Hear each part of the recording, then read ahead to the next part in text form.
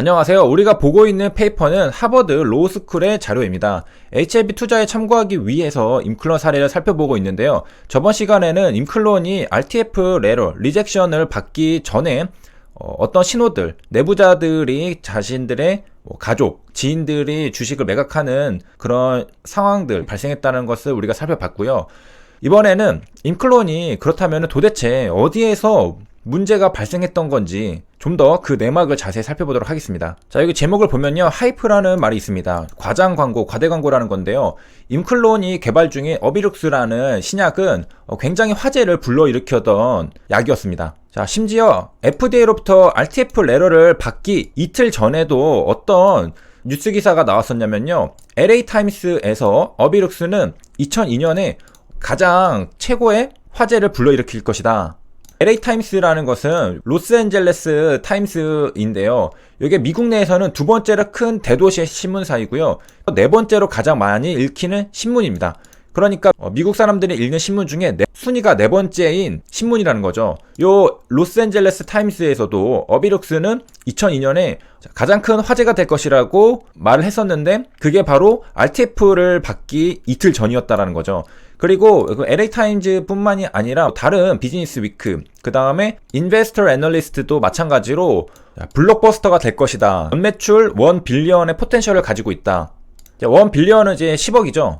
10억은 하나로 1조 원이 되겠습니다. 애널리스트며 신문사며 비즈니스 위크, 매거진, 잡지, 온 매체에서 전부 임클론의 어비룩스에 대한 굉장한 기대감을 나타냈다라는 것이죠.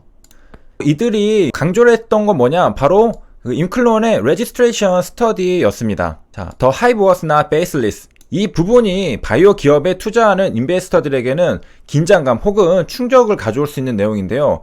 요 임클론이 우리가 결과는 RTF를 받았다는 것을 알지만은 이런 뉴스, 잡지, 애널리스트들이 전부 허황된 근거 없는 내용들을 가지고서 마치 주가 조작을 하듯이 띄웠던 것이 아니라는 것입니다. 그러니까 마냥 거짓말이 아니었다라는 겁니다. 데이터가 있었다라는 거죠. 근거가 있었다라는 겁니다. 자, 셰넌이라는 사람은 포도송이 오렌지 크기의 암이 2개가 있었는데요. 요게 80%가 줄어들었습니다. 어비툭스를 복용하고 나서요.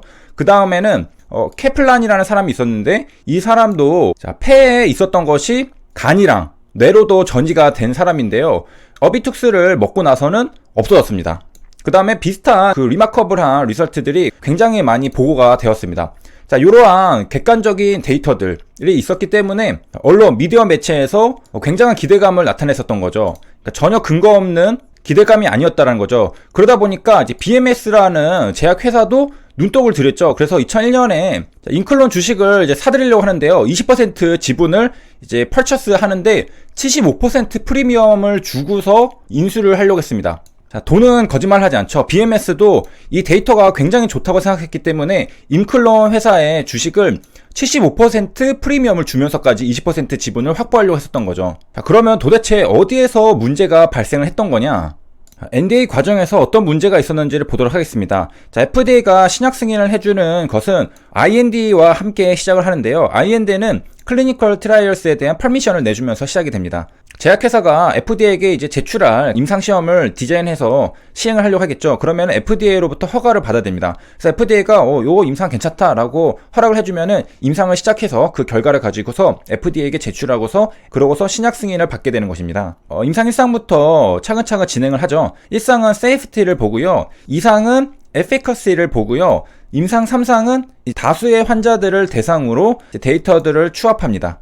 자, 임상 1상, 2상에는 스몰 트라이얼로 이제 간을 좀 보다가 3상에서는 확신의 정도가 커진 상태로 다수의 환자들을 대상으로 결과를 도출한 다음에 NDA 신청을 하게 되는 것입니다. 그래서 임상 1상, 2상, 3상까지 거치고서 신약 승인을 내는 게 ordinarily, 그러니까 보통의 경우죠. 그런데 FDA는 가속 승인 심사도 있고요. 패스트 트랙도 있습니다. FDA는 강력한 결과가 나온 임상시험에 대해서는 Expedited Approval, 가속 승인을 해주기도 합니다. 그러니까 신속하게 승인을 해준다는 거죠. 일반적으로 보통은 1상, 2상, 3상까지 잘 거친 다음에 심사를 해서 승인을 해주는 건데 너무나 강력한, 누가 봐도 눈부시게 멋진 결과가 나온다면은 신속하게 승인을 해주는 것이 FDA였는데요. 급하게 먹으면 체한다라는 말이 있죠.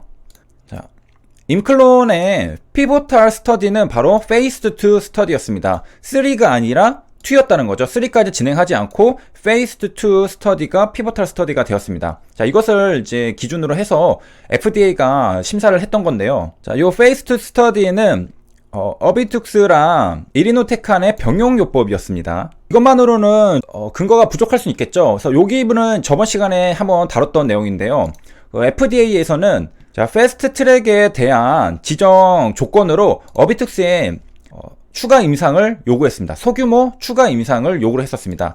자, 이것은 그 이리노테칸이나 병용요법으로 한 것과 그리고 어비룩스 싱글 도스로 임상을 한 것과 비교를 하는 것. 왜 이거를 요구했냐면은 이리노테칸이라는 게 그 독성이 강한 약이거든요. 그렇기 때문에 만약에 어비투스가 병용으로 한 것보다 비슷하거나 오히려 더 좋다면은 굳이 이리노테칸을 같이 쓸 필요 없지 않느냐. 그러니까 FDA 입장에서 생각을 해본다고 해도 어비투스를 굉장히 좋게 본 거죠. 추가 임상을 요구했는데 스터디 넘버가 0141이었습니다. 57명의 스몰 페이션스를 대상으로 임상 시험을 요구를 했는데요. 이 결과는 꽤 이제 빨리 나왔다고 볼 수 있겠죠. 2001년 10월 12일에 나왔습니다. 2001년 1월 19일에 FDA가 임클론에게 추가 임상을 요구를 했고요. 그리고 임상을 시작을 해서 2001년 10월 12일에 그러니까 대략 9개월 뒤에 완료가 되었습니다. 그리고 10%에 해당하는 환자가 PR이 나왔다라고 보고를 했는데요.